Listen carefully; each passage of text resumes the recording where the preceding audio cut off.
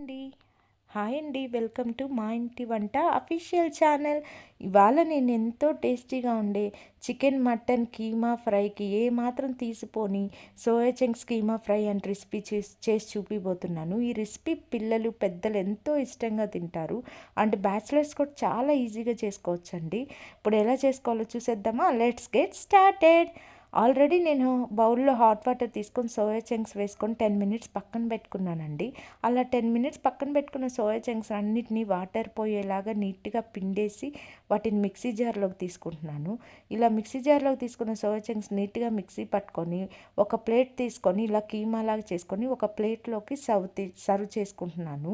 ఇప్పుడు పక్కనే ఉన్న స్టవ్ ఆన్ చేసి కడాయి పెట్టుకొని 3 to 4 table spoons of oil వేసుకొని దాంట్లో 1/2 స్పూన్ ఆవాలు, 1/2 స్పూన్ జీలకర్ర, కట్ చేసి పెట్టుకున్న ఒక ఆనియన్ వేసుకొని 5 to 10 సెకండ్స్ అనేది నీట్గా ఫ్రై చేసుకోవాలి.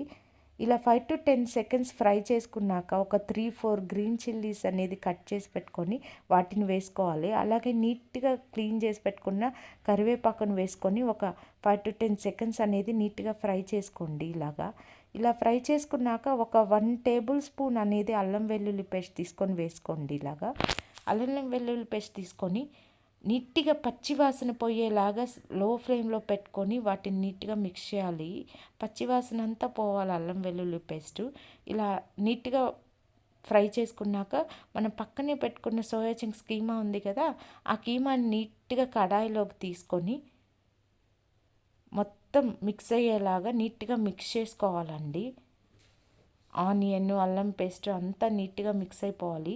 సో అలా మిక్స్ చేసి పెట్టుకోవాలి. సో ఈ రెసిపీ మొత్తం లో ఫ్లేమ్లోనే చేయాలంటే అప్పుడే టేస్ట్ అనేది చాలా బాగుంటుంది.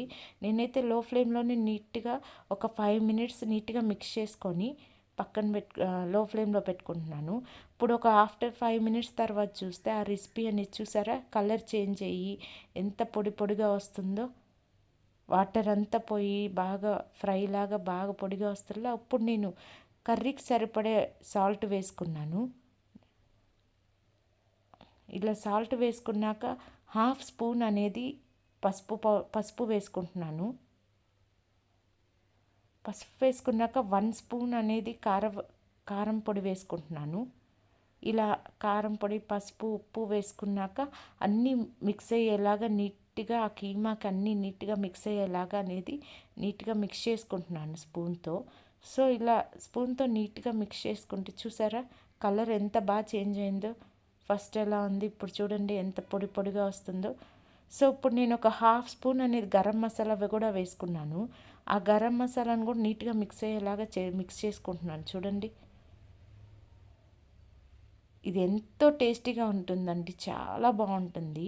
అండ్ మీ హస్బెండ్స్కి కానీ మీ పిల్లలకు కానీ లంచ్ బాక్స్లో కానీ ఈ కర్రీ చేసి పెట్టారంటే ఈ కర్రీతోనే అన్నం అంతా తినేస్తారు, ఇష్టంగా తింటారు, అంత టేస్టీగా ఉంటుంది. ఇప్పుడు లాస్ట్లో దించుకునే ముందు కొత్తిమీర వేసుకొని నీట్గా ఫ్రై చేసుకుంటున్నాను.